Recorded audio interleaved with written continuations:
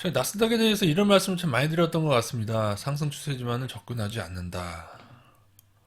또 인버스에 대해서도 장기 추세 이탈해야만 인버스 오래한다. 최근에 나스닥과 러셀의 인버스를 좀 더 많이 들어가라고 한 이유는 2년 추세 이탈 후에 드린 말씀이고, 그러나 지금에도 올인은 아니죠. 그죠? 저평가 주식, 우리나라 저평가 주식 일부 투자하면서 일부만 들어가라고 말씀드리고 있는 중입니다. 여러분, 왜 이런 얘기를 계속 드렸을까요? 여러분, 미국은 검은 월요일이라고, 블랙 먼데이라고 하죠. 1987년도에 다우지수가 역대 최대 퍼센트인 단 하루에 22.6%, 거의 23% 가까이 하락한 적이 있습니다. 미국은 여러분 가격 제한폭이 없어요.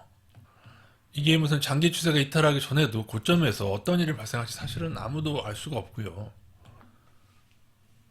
그때 23% 가까이 폭락했던 그때의 버블보다 현 버블이 굉장히 훨씬 더 큽니다. 요거는 여러 지표상 훨씬 더 큰데, 현 버블이 지표별로 차이는 있지만 아직 닷컴 버블에는 PER상으로 못 미치고 있는데, 그러나 시총상이 몇 개의 기업들을, 애플하고 몇 개의 기업들을 제외시키고 나면은 일부 기업들은 닷컴 버블로 넘어가고 있고요.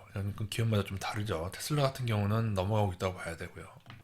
GDP 환산하는 버핏 지수는 닷컴 버블을 넘었고, 그러니까 좀 다릅니다. 단지 PER 상으로 일부 기업들이, 구글이나 애플이나 일부 기업들의 실적이 상당히 좋아진 거 그 자체만 닷컴 버블과 좀 다를 뿐이지. 근데 제가 볼 때는 애플도 절대 좀 저평가 레벨이 아닙니다. 그래서 저평가된 한국 주식인 장투나 정책 투자하면서 일부 인버스를 편입하되, 지난번처럼 나스닥 2년 추세가 나갈 때는 반드시 나스닥 인버스나 러셀 인버스를 같이 넣자. 그리고 인버스만 하실 분들은 나스닥 러셀 인버스를 계속 모아가면서, 지난번처럼 2년 추세가 이탈할 때 조금 많이 들어갔다가, 그러나 그럼에도 불구하고 아직도 인버스 올인은 장기 추세가 이탈하면 하자. 전 그런 주의입니다.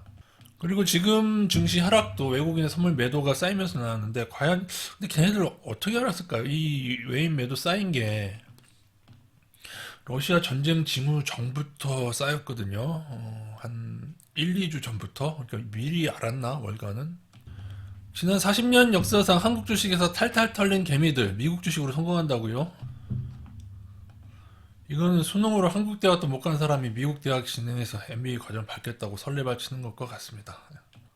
나스닥은 더 어려운 시장이 오게 될 겁니다. 우리나라 폭락은 폭락도 아니고요. 지금 하락은 그냥 맛배기 하락일 뿐이고요. 나스닥에 비하면. 개미들의 주인 역사는 잠깐 벌다가 골로 가게 되는데, 축구로 치면 전반에 두 골을 넣고 월드컵 레벨의 자신감, 그리고 결국 3대7로 대패하는 게 이 주식시장입니다. 알고 보니 두 골도 그냥 먹어준 거죠. 개인들 열광하기 위해서 큰손과 주포 형님들이 그냥 먹어준 겁니다.